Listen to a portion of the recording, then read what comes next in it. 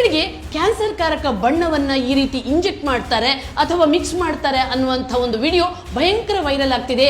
ಆದರೆ ಅದು fake video ಅಂತ ನಾನು ಹೇಳ್ತೀನಿ. ಆ ಫೇಕ್ ವಿಡಿಯೋದಿಂದ ಅದೆಷ್ಟು ರೈತರು, ಕಲ್ಲಂಗಡಿ ವ್ಯಾಪಾರಿಗಳು, ಕಲ್ಲಂಗಡಿ ಜ್ಯೂಸ್ ಮಾರೋರಿಗಂತೂ ಬಹಳ ತೊಂದರೆ ಆಗಿದೆ.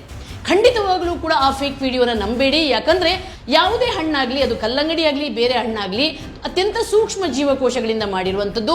ಬಾಹ್ಯ ಕೃತಕವಾದ ಯಾವುದೇ ವಸ್ತುವನ್ನು ಇಂಜೆಕ್ಟ್ ಮಾಡೋಕ್ಕೆ ಆಗಲ್ಲ. ಇಂಜೆಕ್ಟ್ ಮಾಡಿದ್ರೂ ಕೂಡ ಆ ಹಣ್ಣು ಹಾಳಾಗುತ್ತೆ. ನಾವೇ ಒಂದು ಪ್ರಯೋಗ ಮಾಡಿದ್ವಿ, ಕಲ್ಲಂಗಡಿಗೆ ನಾವು ಇಂಜೆಕ್ಟ್ ಮಾಡಿದ್ವಿ, ಆ ಮೂಲಕ ಬಣ್ಣವನ್ನು ಸೇರ್ಸಕ್ಕೆ ನೋಡಿದ್ವಿ.